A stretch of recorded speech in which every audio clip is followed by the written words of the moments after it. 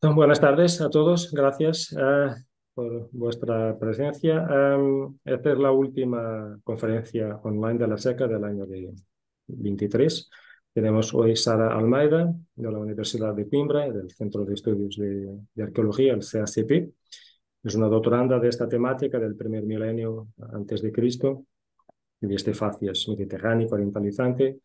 Hoy vamos a hablar de nuevo. Es la segunda conferencia de este año sobre un poco esta temática del primer milenio, ¿no? Y del mundo mediterráneo. Zalameda nos va a hablar de Santa Olaya. Bueno, como siempre, tenemos una palestra y también una conversación, ¿no? Podemos dialogar con nuestra invitada. Tendremos seguramente algunos minutos para discutir entre todos también en el final. Y por eso, bueno, se queda libre, creo, entre todos para dialogar en el final. De nuevo agradecer a Sara Almeida por su presencia. Bueno, y paso la palabra a Sara. Muchas gracias. Obrigada eu. Eu gostaria também de começar por saudar todos os que estão a assistir e agradecer o convite que foi feito e a oportunidade de poder participar nesta iniciativa. Eu irei falar sobre cerâmica. Vou tentar respeitar mais ou menos o âmbito que está expresso no título da conferência, mas é possível que possa haver algum desvio. Peço já desculpa. Eu começo por fazer uma introdução ao sítio, referir os protagonistas, os momentos mais marcantes que passaram por Santa Olaia. Vou fazer alusão também às as problemáticas gerais, e depois, para tentar depois centrar no trabalho que se tem vindo a desenvolver e nos resultados relacionados com as produções locais, nomeadamente, e também no que concerne à atividade de produção de cerâmica. O objetivo será oferecer um panorama geral acerca deste material, sublinhando a mudança radical de perspectivas no que diz respeito a este tema, e que ocorreu nos últimos anos, e uma mudança que não se dá isoladamente aqui nesta área, mas que é alinhada com o que acontece também noutros sítios, e há que referir também a este respeito, o importante papel que se tem feito sentir em Lisboa e o que se tem desbravado lá a esse nível.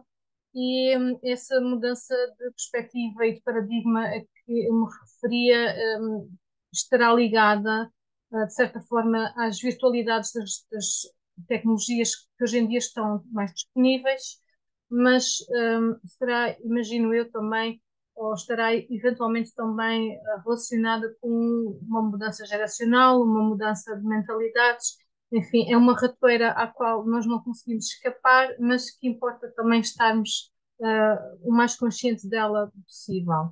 Portanto, eu começo por apresentar o sítio no seu enquadramento geográfico. Como todos saberão, nós reportamos aqui à fachada ocidental da Península Ibérica. Santa Olaia inscreve-se no estuário do Mondego. Mondego, como todos saberão, o maior rio português, e que tem a circunstância de se encontrar encaixado em duas grandes bacias hidrográficas. A sul, ele vai continuar com a bacia hidrográfica do Tejo, o maior rio da Península Ibérica, e a norte relaciona-se com o Douro, o terceiro maior rio da Península Ibérica. Eu não vou centrar nas questões geográficas, no entanto, é sempre importante termos presente essa circunstância, e que ajuda a perceber muitas das estratégias de exploração do território subjacentes a esta região, e que veremos mais adiante. Em termos de enquadramento paisagístico, Uh, é, importa lembrar que durante o primeiro milénio os estuários, e no caso do Mondego não é exceção, seriam muito mais abertos do que são hoje em dia. E nós ainda conseguimos vislumbrar esse caráter mais quase de mar interior que aqui existiria ciclicamente durante o período de inundações que ocorre no outono e no inverno, e portanto, e em baixo conseguimos ver bem o contraste da paisagem, a paisagem que nós podemos presenciar na primavera e a paisagem do outono, que seria essa sim muito mais próxima daquela que existiria no primeiro milénio antes de Cristo neste local. Um, em relação à história de investigação desta importante jazida arqueológica, importa referir que os primeiros trabalhos arqueológicos foram desenvolvidos nos finais do século XIX por António dos Santos Rocha. Eu gosto sempre de referir que, na realidade, estes foram dos primeiros, juntamente com Vilhariques, dos primeiros trabalhos arqueológicos propriamente dito em estações fenícias a ocorrerem no território peninsular. E, portanto, desse ponto de vista, é interessante também reconhecer o pioneirismo, pelo menos em termos historiográficos, do estudo da estação de Santo Olaia. O Santos Rocha dedicou-se a outras estações, no entanto, será Santo Olaia que vai ocupar a maior parte do seu tempo como investigador.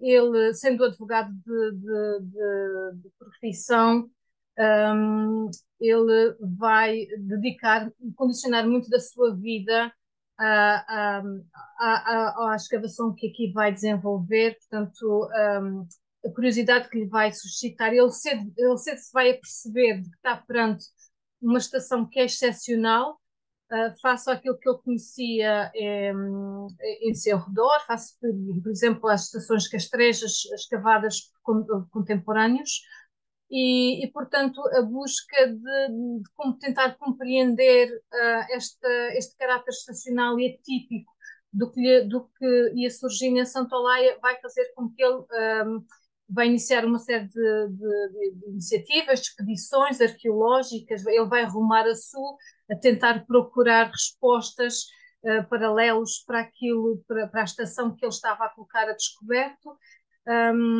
É interessante também notar que ele vai encetar uma troca de correspondência com diversos investigadores contemporâneos. Eu trago o exemplo de Bonsor e do Padre Delarte. Essa troca de correspondência muitas vezes é acompanhada também por troca de cerâmica, que vai de um lado para o outro a tentar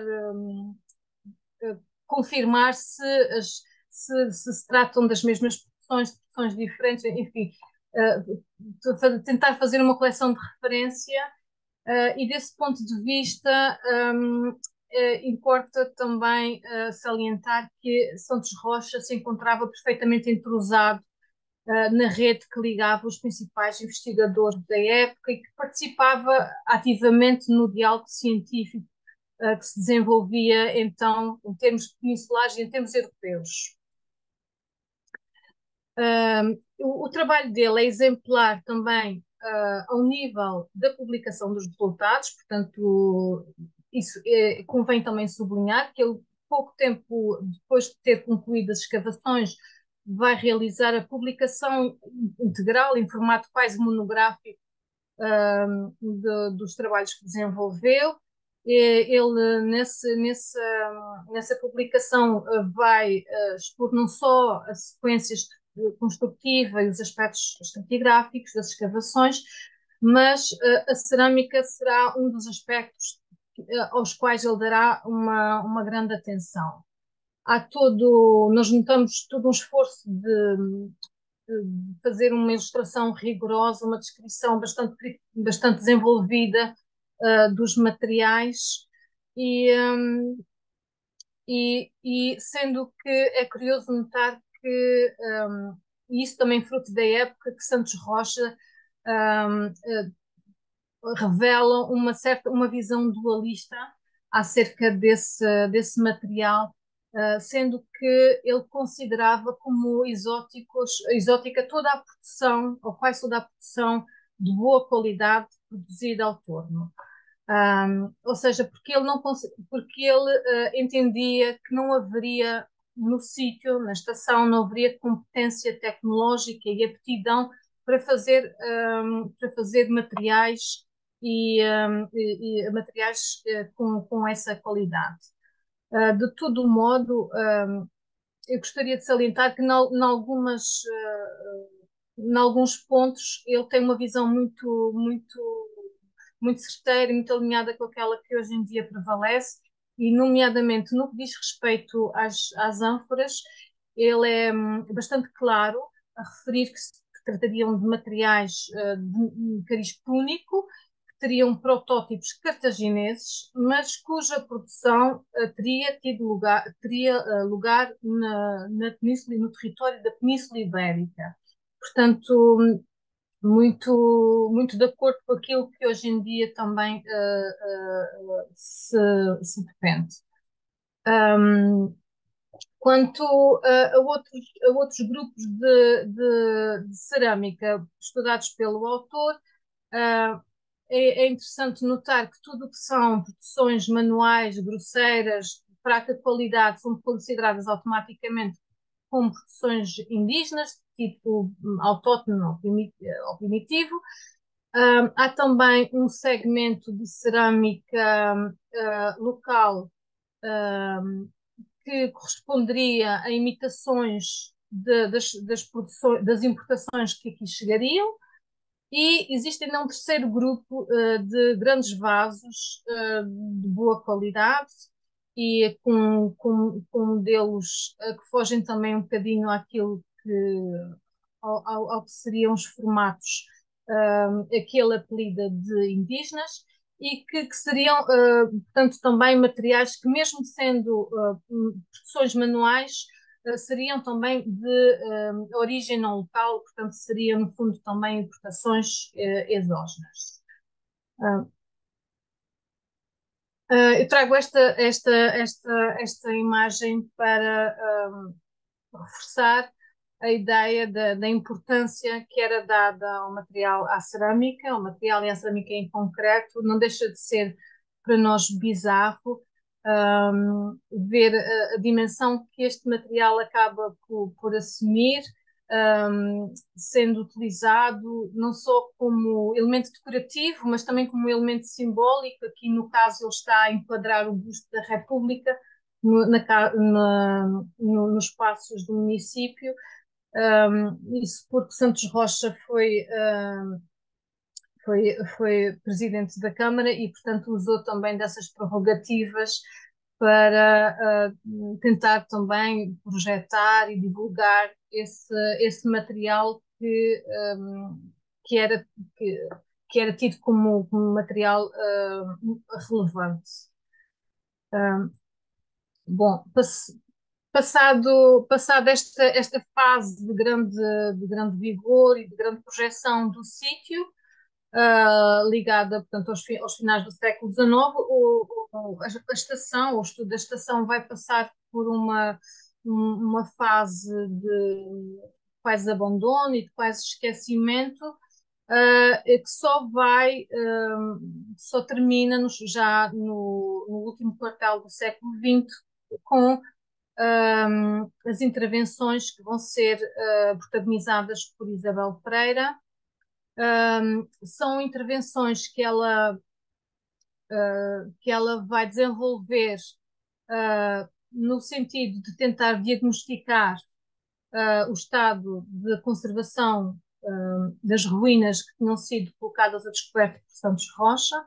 E, portanto, na imagem de cima, que é um levantamento topográfico realizado em 83 nós conseguimos perceber o estado em que se encontrava a colina, portanto, a colina encontrava, o outeiro encontrava-se arborizado, com um olival, já praticamente não se detectavam os alinhamentos dos muros escavados por Santos Rocha, alguns tinham sido destruídos, outros estavam ocultos pela vegetação, e portanto nós temos nesse primeiro levantamento a localização das primeiras sondagens de diagnóstico realizadas por esta arqueóloga em 83. Portanto, ela vai desenvolver campanhas com regularidade aqui neste espaço e na imagem que nós vemos abaixo conseguimos perceber o trabalho que ela foi desenvolvendo e a área que ela foi colocando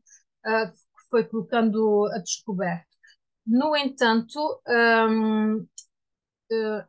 importa referir que entre os trabalhos que foram realizados por esta arqueóloga e durante esta última fase, já de finais do século XX, aquele que ganha maior destaque é a intervenção que é realizada não no topo do outeiro, mas sim numa zona baixa, na base da vertente norte. Esses trabalhos já não são trabalhos de investigação ou de valorização, são sim trabalhos de emergência, são trabalhos preventivos e são feitos no decurso da construção de uma autoestrada cujo percurso vai atravessar, vai colidir com a zona periférica da estação. Nós conseguimos ver aqui na imagem o traçado da autoestrada e conseguimos ver aqui a área que vai ser escavada, vai ser uma grande escavação em área, que vai colocar a descoberto uma estrutura de limitação do sítio e uma zona urbanizada ligada sobretudo à produção e à produção industrial e também a armazenamento. Esta fotografia é utilizada de forma bastante recorrente, porque é muito eloquente dos trabalhos que foram então desenvolvidos, mas também da relação topográfica que existe entre esta área, a área baixa do povoado, portanto a área chamada área ribeirinha, a área de onde ocorrem atividades de natureza produtiva, e a área escavada, mais em cima, a área escavada por Isabel Pereira e Santos Rocha, chamada área do topo da colina.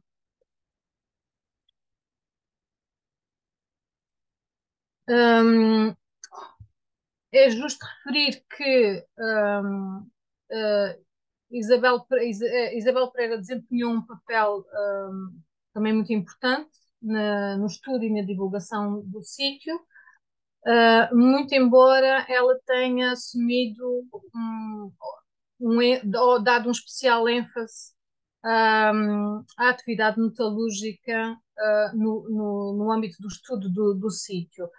Isso fez com que, no que diz respeito à cerâmica, pouco se tenha avançado e, de certa forma, se tenha mantido a percepção e as ideias e o conhecimento que, no fundo, era o mesmo que já vinha de António Santos Rocha e, portanto, desse ponto de vista, pouco se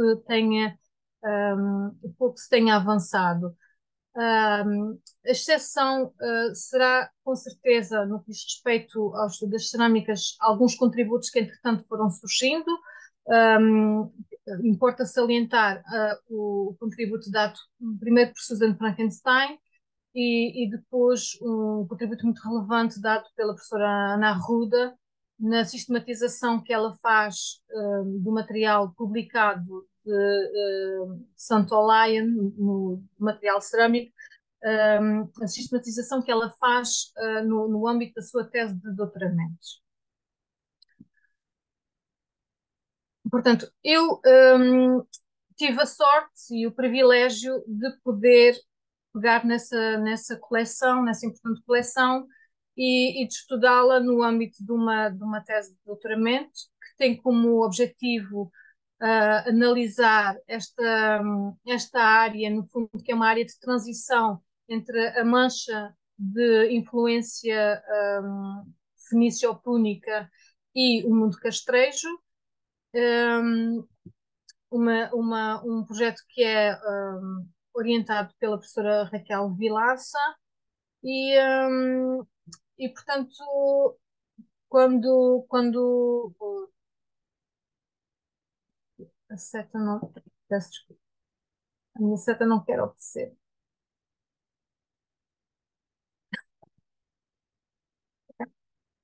Eu peço desculpa, que o cursor é que não me quer obedecer para passar o slide. Ok.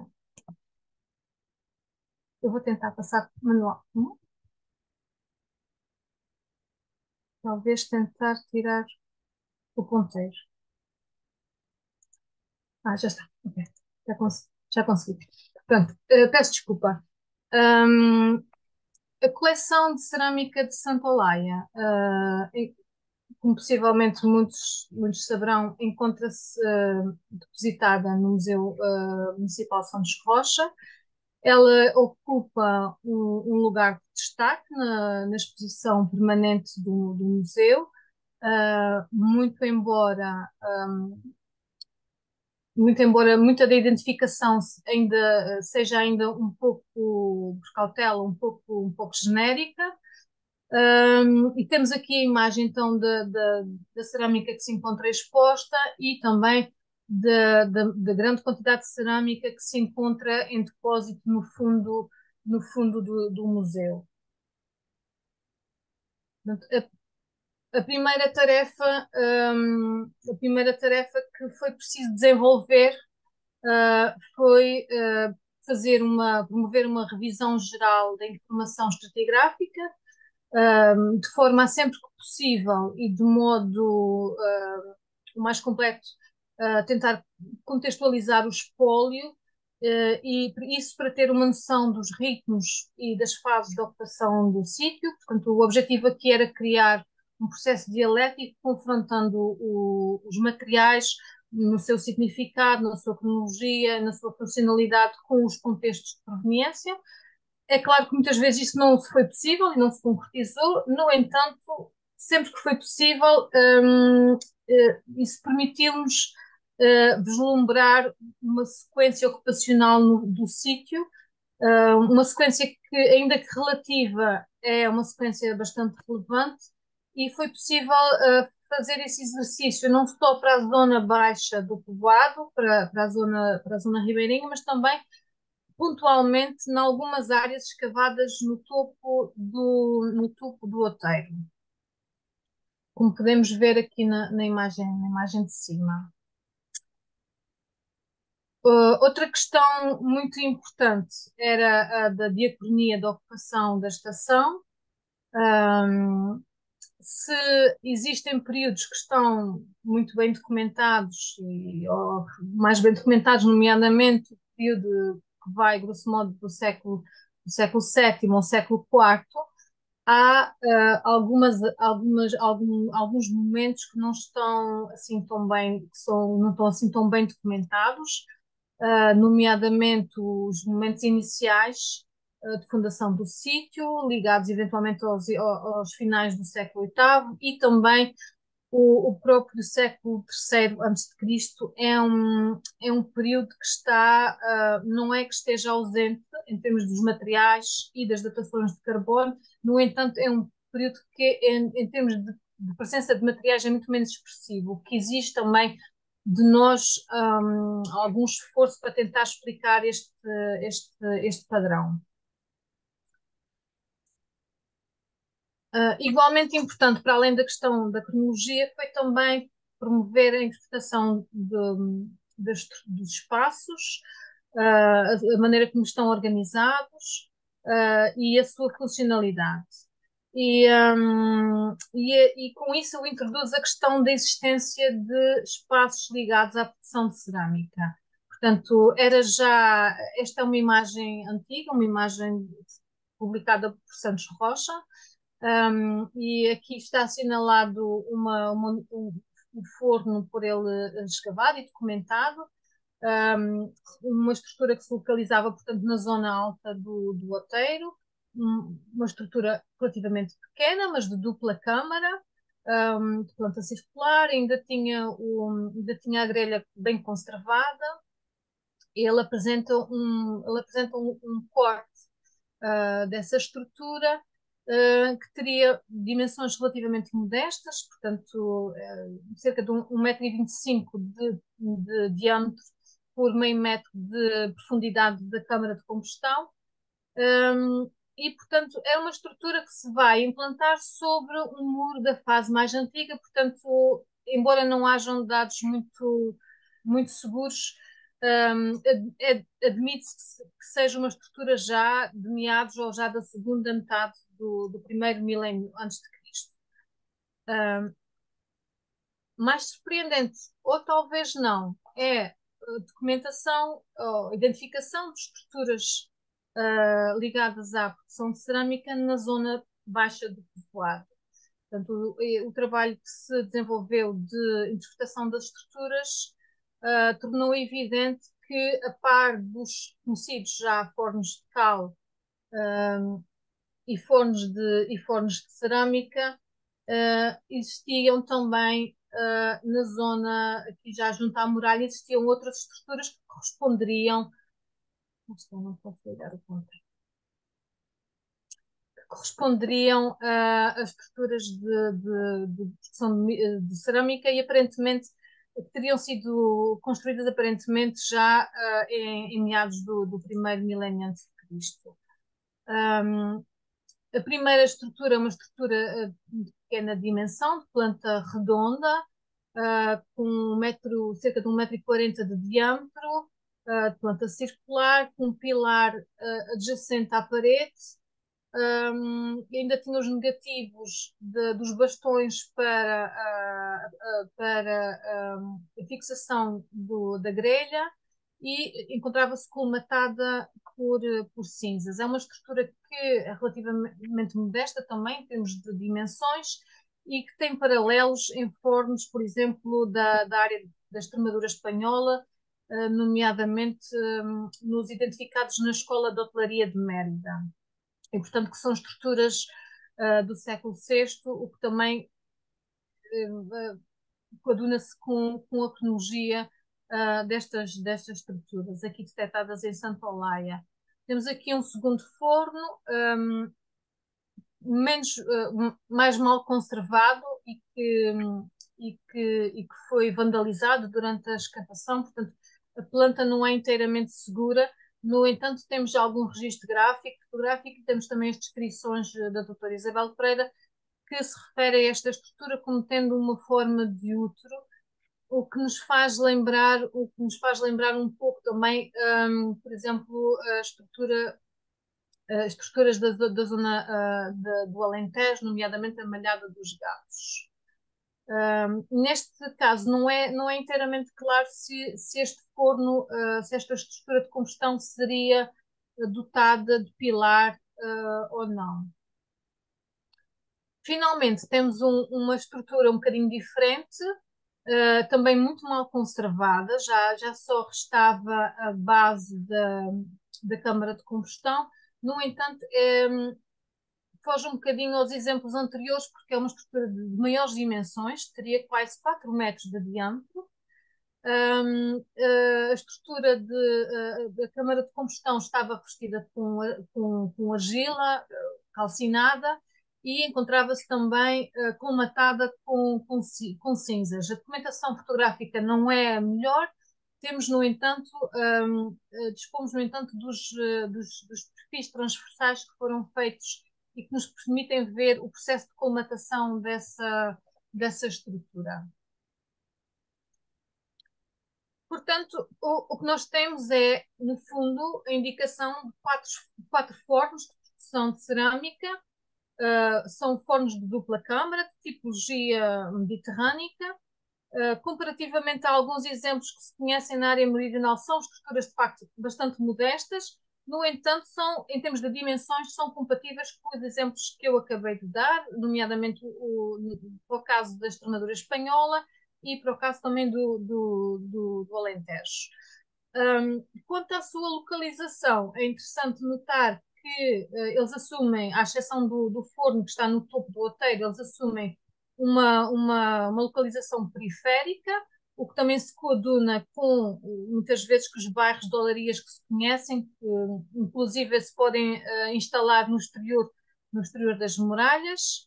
Um, quanto a outros indícios da produção de cerâmica nesta zona, tais como entulheiras, restos de produção, ou outros elementos, isso não foi detectado durante a escavação e não creio que tenha sido por descuido, uma vez que foi feita a recolha minuciosa de todos os elementos que foram detectados em escavação. O que me parece é que, dada a localização destas unidades, portanto, muito próximas já da porta de saída da estação, o que me parece é que seria muito fácil descartar os restos de produção, os rejeitados, seria muito fácil descartá-los para o exterior da linha de muralha.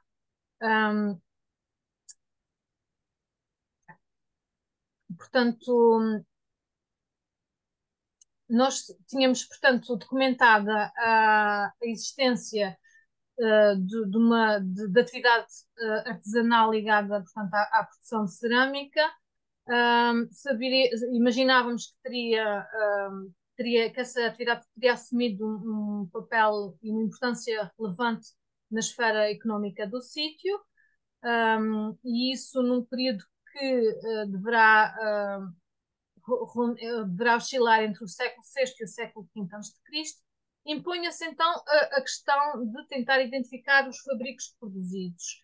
E a este respeito, a estratégia passou por retomar o contacto e a colaboração com a doutora Isabel Prudêncio, que nos anos 80 havia já desenvolvido investigação no âmbito da caracterização química quer de cerâmica arqueológica procedente de Conímbriga, mas também de Tavareira de Santa Olaia, mas sobretudo na análise que ela tinha efetuado às argilas e à matéria-prima regional nessa zona. Portanto, a ela juntaram-se outros investigadores também, do Centro de Ciências e Tecnologias Nucleares de Conímbriga, e foi feita então a análise de uma coleção de cerâmica das escavações de 93. Os resultados desse trabalho analítico foram já apresentados, mas eu penso que vale a pena resumir pelo menos os mais importantes. A estratégia passou por selecionar 29 amostras, o mais variadas possível em termos de fabricos e em termos formais, e também todas elas procedentes de contextos arqueológicos seguros. Essas amostras foram submetidas à análise química por ativação neutrónica e, portanto, como disse, é uma coleção bastante variada e que incluiu todos os fabricos que estão identificados no sítio, nomeadamente várias categorias de cerâmica comum, cerâmica manual, cerâmica de engobe vermelho, cerâmica cinzenta fina, enfim, tentamos não deixar as amostras eram muito poucas, mas tentamos não deixar nenhuma categoria de fora e creio que foi uma boa opção. Os resultados permitiram perceber a existência de 3 grupos composicionais em termos de composição química, sendo que os grupos A e B, vermelho e azul, são grupos minoritários, onde um inclui apenas 2 amostras e o outro inclui 5 amostras. E a maioria dos fragmentos analisados vai cair sobre, ou está incluído dentro do grupo C. Essa organização, esse destaque dos grupos A e B pode ser também percepcionado quando se realizam outro tipo de análises estatísticas. Portanto, é sempre evidente a forma como esses dois grupos sobressaem dos restantes. E é também muito interessante quando se confronta a assinatura química dessas amostras com as referências que existiam prévias para as argilas, as recolhas de argilas locais. E, portanto, quando se faz esse exercício, torna-se bastante evidente que existe uma sobreposição, uma compatibilidade entre as amostras analisadas pertencentes ao grupo C, portanto, ao grupo maioritário, o grupo que aqui está assinalado a verde, e, portanto, e as amostras de argila realizadas na área envolvente. Algumas até muito próximas, como as argilas de Gatões, que são muito próximas da estação de Santolaya. Quanto aos outros dois grupos, eu não me vou ter muito, mas apenas deixar nota que o grupo A, deverá ser, não, deverá corresponder a, a produções de natureza regional, mas que são fabricadas com recurso a argilas recolhidas em grutas calcárias, e daí que elas tenham uma assinatura química um bocadinho distinta, mas ainda assim, por exemplo, muito próxima com a assinatura química das argilas recolhidas na Gruta da Rifana. Finalmente, o grupo B tem também um padrão, apresenta também um desvio em termos de resultados, sendo que aqui importa frisar que esse desvio pode-se dever a dois fatores. Por um lado, em alguns casos, ou em algumas amostras, como por exemplo é o caso das amostras de ânforas, esse desvio pode estar relacionado com argilas distintas, mas também dá-se aqui o caso de haver material que apresenta desvios químicos devido à incorporação de têmpera, e nomeadamente à incorporação de calcite. Isso porque também existem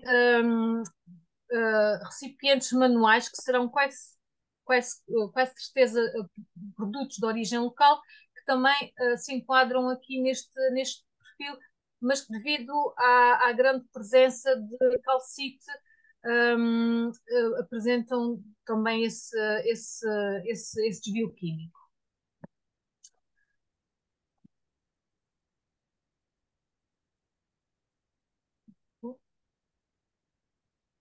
O meu rato hoje decidiu não colaborar, não me deixa passar os slides. Não, ok. Não. Portanto, em termos de conclusões deste trabalho, o que há a destacar, antes de mais, é o volume de materiais, o volume de produções que corresponderá, na realidade, a produtos de origem local e regional. E isto representa, para esta coleção, representa um ponto de viragem na perspectiva que se tem sobre esta cultura material. Eu bem sei que isto não é propriamente inovador, mas ainda assim é uma ideia, uma noção que às vezes pode gerar alguma resistência, alguma desconfiança, mas enfim, como hipótese de trabalho, parece-me que é uma hipótese de trabalho bastante válida. E que muda completamente a forma como agora compreendemos e abordamos a dinâmica económica e o perfil destas comunidades antigas, que na verdade seriam então muito mais autossuficientes do que inicialmente se poderia pensar. Não quer dizer que não haja materiais efetivamente importados, nomeadamente faço referência aqui às ânforas. No entanto, importa frisar que estes materiais têm um peso muito reduzido no conjunto total. No caso das ânforas, eles não ultrapassam 1% da coleção de cerâmica e, portanto, é um conjunto que levanta alguns desafios, Nesse sentido, foi também necessário desencadear uma série de estudos complementares, estudos nos quais colaboram outros colegas, nomeadamente o António, aqui presente. As questões mais imediatas relacionadas com as ânforas prendiam-se com tentar identificar os centros de produção. Foi possível, em grande parte da amostra, conseguir identificar esses centros de produção. Há ainda uma percentagem que não teve match com materiais conhecidos e cuja origem se saiba localizar. Mas o que aqui gostaria de chamar a atenção é para uma percentagem ainda assim significativa, de cerca de um quinto, de ânforas que terá uma origem local. Portanto, eu não me vou deter nesta categoria específica, porque tem problemáticas próprias. No entanto, resta apenas referir que, no que diz respeito aos materiais anfóricos, a sua presença está documentada não só em Santa Olaia, mas em menor número noutros sítios, nomeadamente no Castro Tavaredo, em Conímbriga, nos Chões e, por exemplo, também em Leiria. Vou sim aproveitar para tentar dar uma imagem geral das produções mais expressivas presentes no repertório de Santa Olaia e que podem ter alguma abrangência geográfica, desse ponto de vista podem ser mais interessantes para quem esteja a assistir. Eu aqui mostro exemplos do Stendhal, de indivíduos dentro do mesmo contexto estratigráfico, que não interessa propriamente qual é que é a camada, mas esta imagem é útil para dar uma ideia da quantidade e da proporção de fabricos e de formas que estão representadas na maior parte dos contextos estudados. Portanto, desde logo destaca-se a grande quantidade de produções redutoras e, em particular, a grande quantidade de cerâmica cinzenta fina, que está presente em todos os níveis da estação, desde os mais antigos até aos mais tardios. Há também uma quantidade significativa de produções redutoras, mas desta feita de cerâmica comum. Encontra-se também sempre presente em diferentes proporções, mas, no entanto, é uma presença constante. As produções manuais, os recipientes manuais, produções essas que englobam diferentes fabricos de diferentes qualidades, desde produções muito grosseiras até recipientes de elevada qualidade técnica. E, por fim, o que sobra é um conjunto heterogéneo de produções que se pode incluir dentro da cerâmica comum e onde se destaca, por exemplo, também a cerâmica pintada, a cerâmica calcítica, a cerâmica oxidante fina, enfim. Temos aqui uma outra imagem também desta realidade, onde se pode apreciar os diferentes fabricos e também os diferentes tipos de recipientes que estão aqui presentes. É possível perceber aqui uma associação entre as categorias tecnológicas e o elenco morfológico. Portanto, no caso, por exemplo, da cerâmica cinzenta fina, a maior parte das formas documentadas correspondem a taças de paredes curvas ou de paredes ou esvasadas. No caso da cerâmica oxidante, temos uma maior variedade formal e aqui é possível constatar tanto a presença de formas abertas, as mesmas formas também são documentadas na cerâmica cinzenta fina, mas também uma presença bastante expressiva de grandes contentores e formas fechadas. E também lá está, novamente, a presença sempre constante de cerâmica moldada manualmente.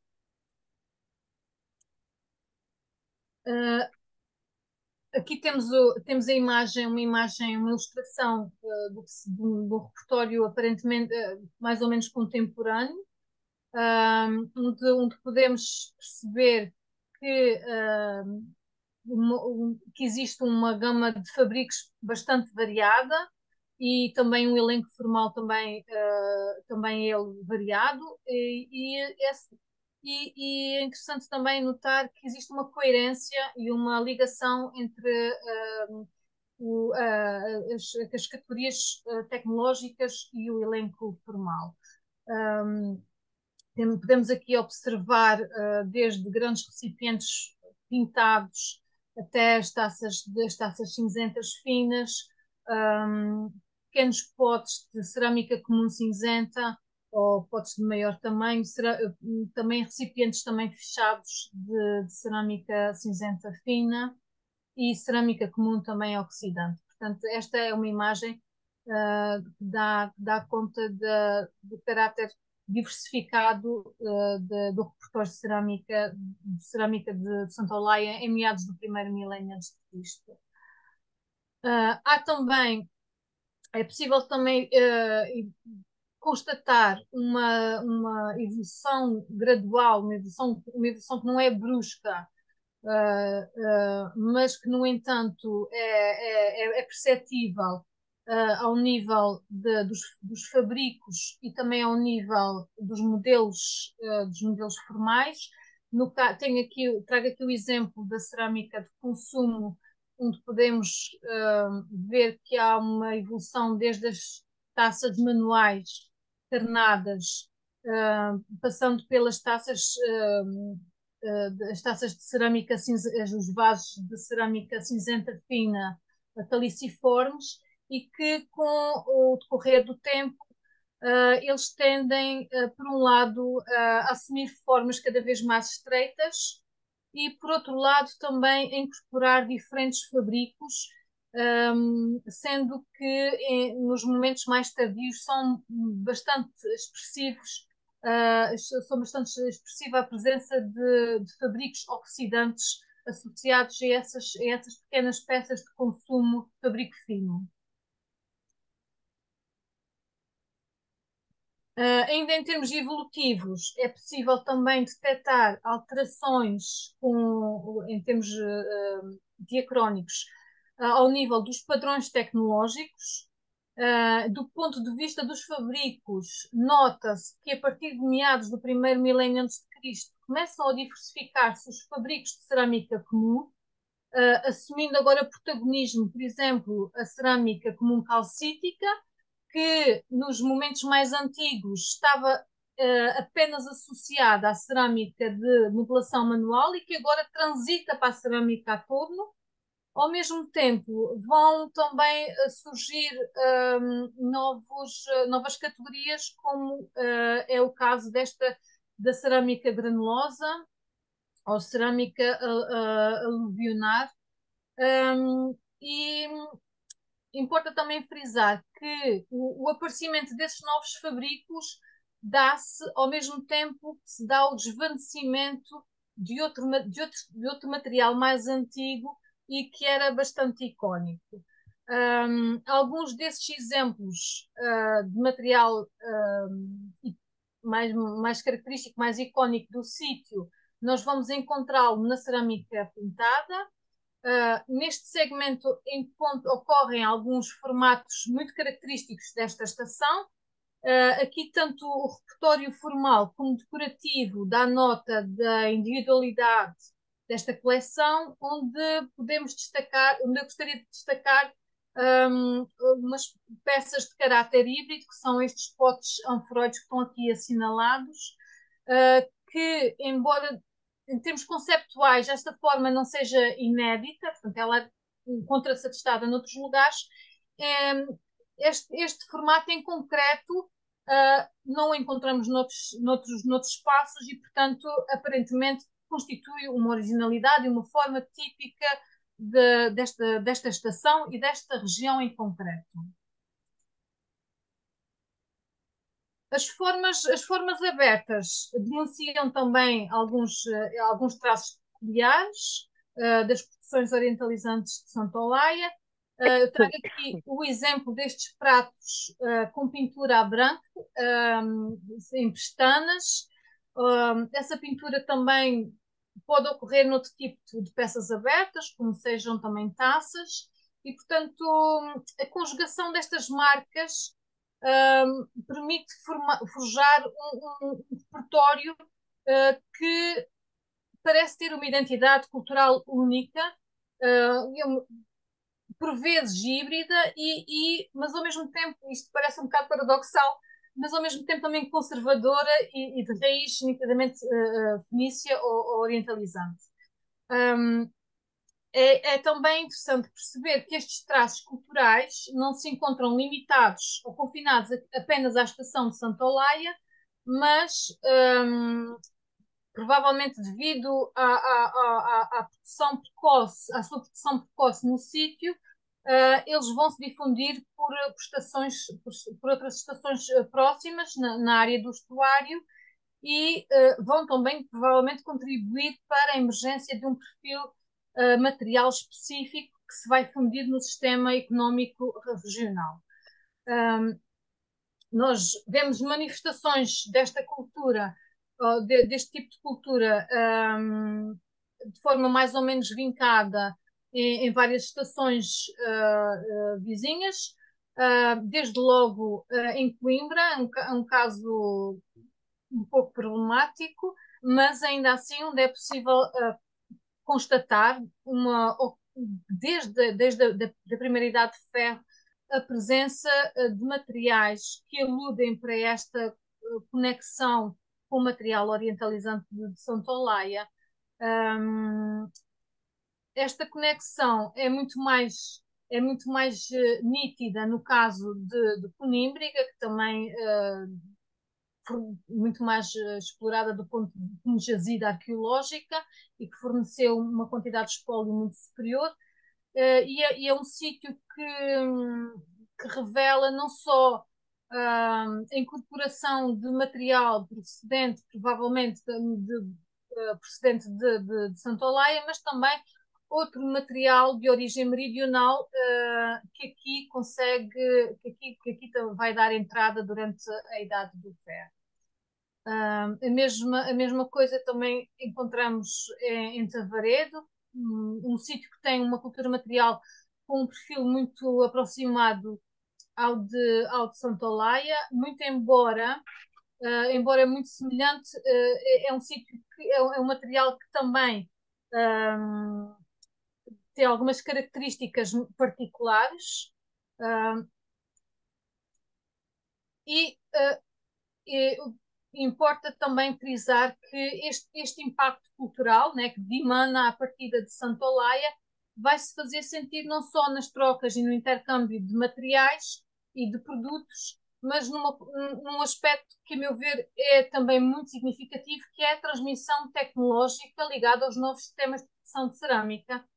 E fica aqui patente que durante a Idade do Ferro vamos ter o surgimento de unidades de produção de cerâmica com tipologias ligadas ao mundo mediterrâneo, não só no sítio de Santa Olaya, portanto no estuário mondego, mas também há indícios da sua ocorrência no estuário do Lis e trago aqui esta imagem deste modelo icónico do repertório orientalizante, que é um pitos, uma tentativa frustrada portanto, um rejeitado que foi encontrado na zona do Castelo de Leiria, portanto, que indicia a produção, uma tentativa de produção local destes modelos, deste modelo de cerâmica, que nos dá uma indicação cronológica também. E também no estuário do Voga nós vamos também encontrar indícios da instalação de unidades de produção nesta zona, num momento se calhar um pouco mais avançado, já em meados do milénio, já na segunda metade do milénio, e é curioso também notar que aqui mais a norte no Voga, o que nós vamos identificar é um repertório que vai reproduzir algumas das formas que têm a maior longevidade, e nomeadamente os vasos caliciformes em cerâmica cinzenta fina, mas onde não estão representados alguns modelos mais antigos, nomeadamente os grandes recipientes pintados, os grandes recipientes de armazenamento, que aparentemente estão ausentes neste contexto, e o que também é um indicador cronológico para a atividade que se desenvolveu aqui nesta estação. Portanto, para resumir, nós, feito este percurso, estamos ainda muito longe de alcançar uma imagem clara e satisfatória da realidade material destas sociedades proto-históricas, mas uma coisa é clara, é que estas estações partilhar uma série de laços culturais em comum, sobretudo entre os séculos VI e o século IV, e também parece evidente o protagonismo que Santo Olaya terá tido nessa dinâmica cultural. E, portanto, independentemente da sua primitiva função como entreposto, com uma conexão com certeza bastante vinculada com um núcleo metropolitano, o qual nós desconhecemos, o facto é que a sua estrutura económica vai-se gradualmente reforçando, com base, sobretudo no setor manufatureiro e na exploração de inovações tecnológicas, nomeadamente ligadas à produção de cerâmica. E também importa referir que, embora o fluxo de importações detectado não só em Santa Olaya, mas também noutros locais, indica a manutenção de contactos com o mundo meridional.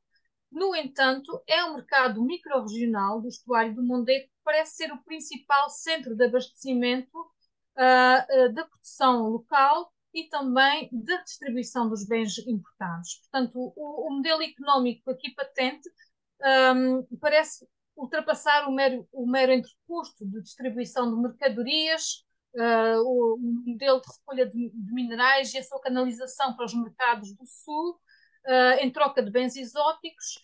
O que nós encontramos aqui é, desde cedo, um,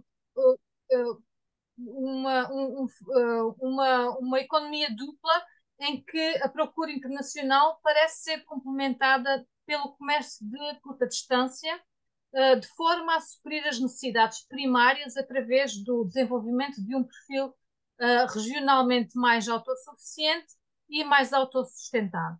Ou seja, por outras palavras, a estratégia de subsistência assumida por este sítio, mas eventualmente também em grande medida por outros sítios no estado de Mondego, implica um envolvimento e um reforço em termos de ligações regionais, e sendo esta uma tendência que parece acentuar-se, sobretudo durante a Segunda Idade de Ferro, que é um momento, principalmente nos momentos mais tardios, que é um momento em que Santa Olaya parece transformar-se, de certa forma, num sítio quase marginal e com fraca ligação aos circuitos comerciais da área do Estreito. Portanto, para se perceber toda esta dinâmica cultural e económica, como é natural, a cultura material é um aspecto fundamental. Ela revela, antes de mais, o caráter multifacetado e adaptativo destas comunidades que originalmente seriam comunidades deslocadas e que partilhariam de uma raiz comum com outras fundações, mas que desde o início elas tendem a trilhar e a desenvolver percursos diferentes ao longo do tempo e a tornar-se cada vez mais singulares.